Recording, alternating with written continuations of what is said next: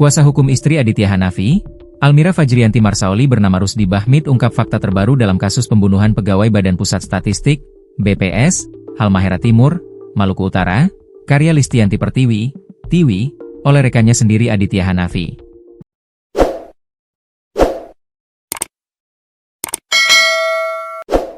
Ternyata, korban Tiwi sempat menghubungi Almira Fajrianti Marsaoli 2 hari sebelum peristiwa pembunuhan.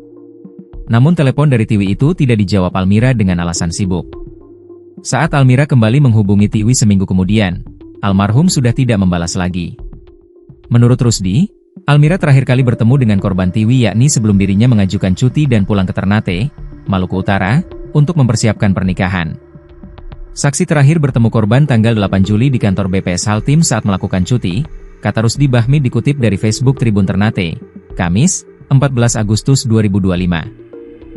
Kemudian pada tanggal 17 Juli 2025, Tiwi sempat menelepon Almira yang saat itu sudah berada di Ternate.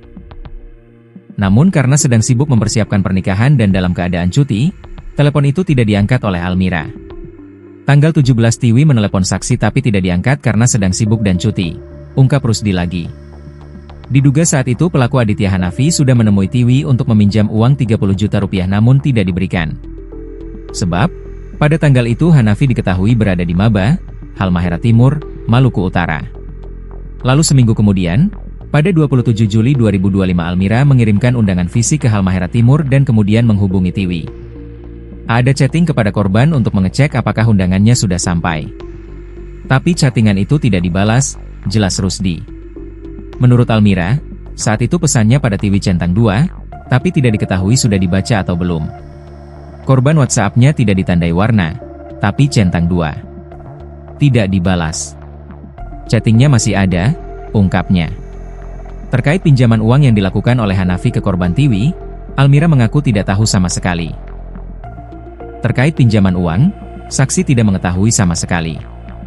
Karena keberangkatan Hanafi dari Ternate ke Maba sampai kembali itu awalnya tidak diketahui, jelasnya.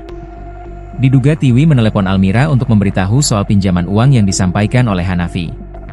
Menurut Kapolsek Maba Selatan Ibda Habiem Ramadia, Hanafi bertemu dengan Tiwi pada 16 Juli 2025. Dari tanggal itu pelaku sudah ketemu korban. Itu masih tanggal 16 Juli loh ya.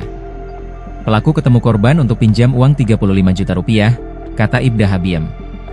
Karena tak diberi pinjaman oleh korban, pelaku pun merencanakan aksi kejahatan dan diam-diam masuk rumah dinas BPS yang ditinggali korban. Rumah dinas itu juga ditinggal oleh Almira, namun berbeda kamar. Pelaku sudah di kamar istrinya di rumah dinas itu dari tanggal 16 hingga 18 Juli, ungkapnya. Kemudian pada Sabtu, 19 Juli 2025, saat Tiwi baru keluar dari kamar mandi, langsung disekap oleh Hanafi. Pelaku langsung suruh korban masuk ke kamarnya.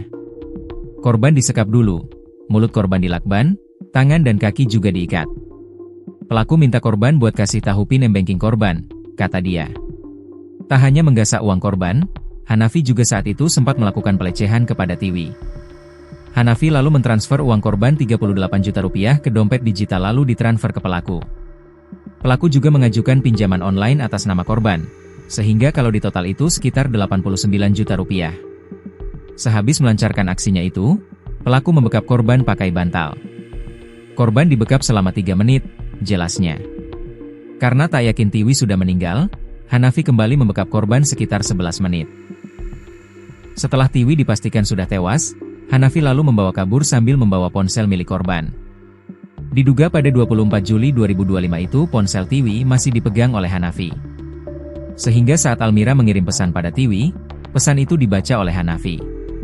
Kemudian setelah itu ponsel Tiwi tak kunjung aktif lagi karena sudah dibuang oleh Hanafi.